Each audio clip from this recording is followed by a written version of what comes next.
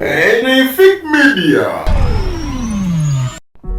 Olw'okubirirwa sabbiiti eno yennyini namawulire wa Radio KBS esangibwa e Rakai amanyiddwa nga Kasibante Brian yasazeewo bw'atyo okwerungira emmimbiri yejje mu budde n'aleka ekiraamo ekikakali ng'alaga engeri gy'alina okuziikibwamu n'abaani abatalina kubaawo na lwaki yasazeewo yette n'engeri gy'ayagalamu omwana we akuzibwemu.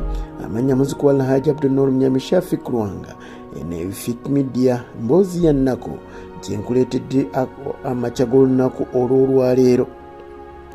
Okusinziira ku Deputy RDC Kambogo Robert Ssenyonga, ono nno bw'atyo yasobodde okukakasa okufa kwa Kasibante oluvannyuma lwa bannamawulire banne okumuddusa mu ddwaliro nga yakeewa obutwa, era bwe batyo ne bamutwala mu ddwaliro ly'e Masaka Referral Hospital, naye Mukama Katonda n'amutwala nga we yabadde ayagala.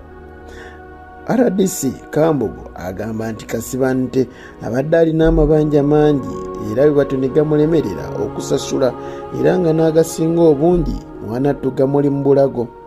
Kasibante kigambibwa nti yanywedde eddagala erikozesebwa okuggyamu olumbugu mu nnimiro abangi gye bayita weed mu lulimi olunyaanyimbe, era bwe batyo eddagala lino lyakozesezza baliyita paraquat, era ebbanga eriyise abadde teyeetegeera era nga n'abamulabako beebuuza kiki ddala ekyatuuka Kasibante ng'ekyamazima teyeewulira bulungi olw'ensonga lw'amabanja agamubadde mu bulago.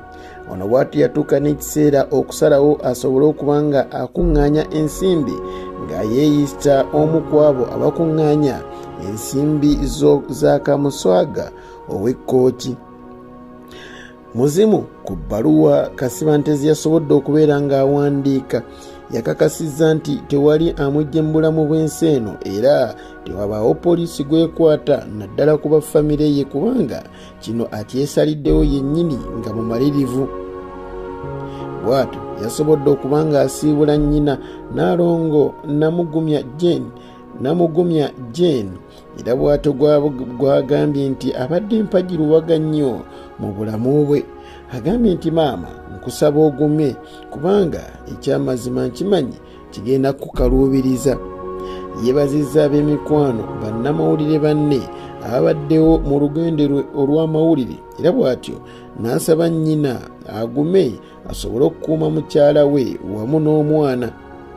Era bw'atyo yasobodde okuba nga agamba maama we wamu n'okumusaba nti omwana we bw'abanga akuze bamubuulire nti kitaawe yali munnamawulire era kitaawe yali amwagala nnyo, bwe batyo bamulage n'akajaketi ke yali ayambala akalaga nti ddala yali kituufu yali munnamawulire. Mu ddaami lyawandiise ng'ennaku z'omwezi 19 omwezi ogwa February omwaka 2023 yalaze wawalina okuziikibwa era tayagala boogezi Kulumbe lwe bano bangenda kuwa sipiiti.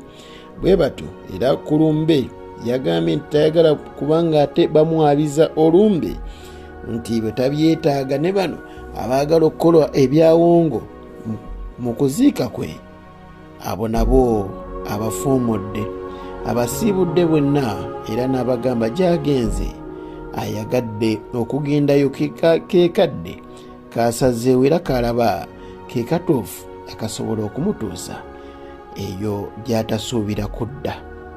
Omukama akunkuumire. Mboozi ya nnako.